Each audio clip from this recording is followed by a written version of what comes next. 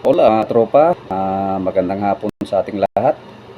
Ito gusto ko lang ulit i-emphasize yung isang topic na napag-usapan na natin last time. Ito yung Republic Act 8485 as amended. Ito yung tungkol sa Animal Welfare Act. Kasi maraming nagtatanong, saka actually kanina rin isa sa mga pinag-usapan namin dito sa munisipyo kung paano ba i-implement itong Animal Welfare Act, specifically doon sa portion nung exception doon sa section 6 ng batas.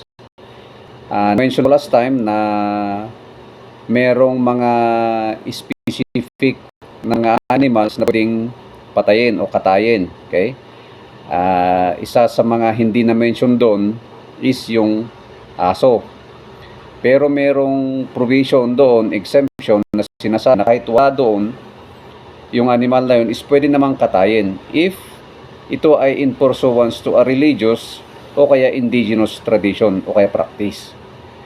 Ang mahirap sa batas, wala kasing na-mention kung paano natin i-determine whether the killing is really in the exercise of a religious or indigenous practice.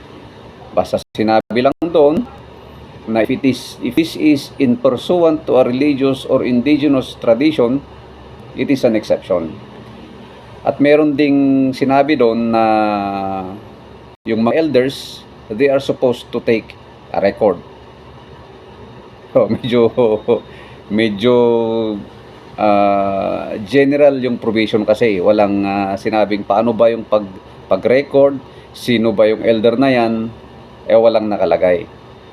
So, ang gusto ko lang i-emphasize dito is hindi rason na kung ikaw ay isang membro ng indigenous group is pwede ka nang magkatay ng aso at sasabihin it is a ritual.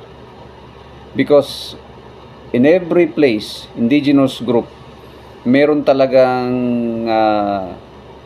specific na acts o kaya mga situations na dapat tayo ay magritual. Halimbawa, nanalo ka ng loto.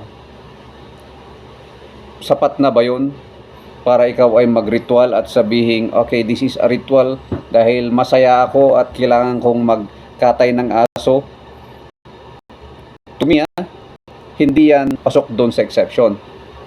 Kasi ang ritual, meron talaga yung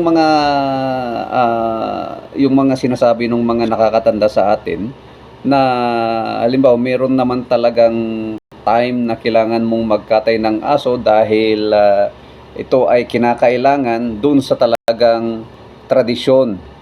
Okay? Halimbawa yung Daos na sinasabi nila, ito yung sa Mountain Province and other places, halimbawa hindi magandang nangyari. So para maalis o kaya ma-cleanse yung masamang nangyari sa iyo is kailangan magdaos ka. And allegedly, doon sa isang matanda na nakausap namin, dito ginagamit yung pagkatay ng aso. So, halimbawa, birthday mo, nanalo ka ng sweepstakes and so on. Wala yun sa tradisyon para magkatay ka ng aso. So yun ang very vague pa dun sa batas, ano ba yung mga tradition talaga na kailangan gawin yan. And so with other indigenous groups, ang alam ko meron ding time o merong specific na act o kaya bagay na dapat gawin ang isang ritual. Hindi lahat ng bagay, hindi lahat ng pagkakataon sabihin natin na ritual. Kaya kailangan magkatay ng aso o kaya kung ano man dyan. Okay?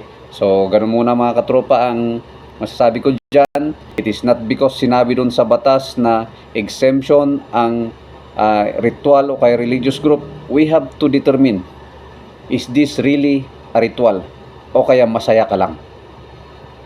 Yun ang isang tanong na dapat nating pag-isipan. And again, sabi ko nga, think before you post. Pag magbibideo kayo, tingnan nyo kung talagang karapat dapat bang i-video yan at karapat dapat bang i-post. Kasi dito tayo nadadali mga katropa, ha? Masyado tayong masaya at post tayo ng post, then later on, yung ginawa nating pagpo-post na yan is makakaapekto pala sa atin. So yun lang muna katropa. And again, see you around.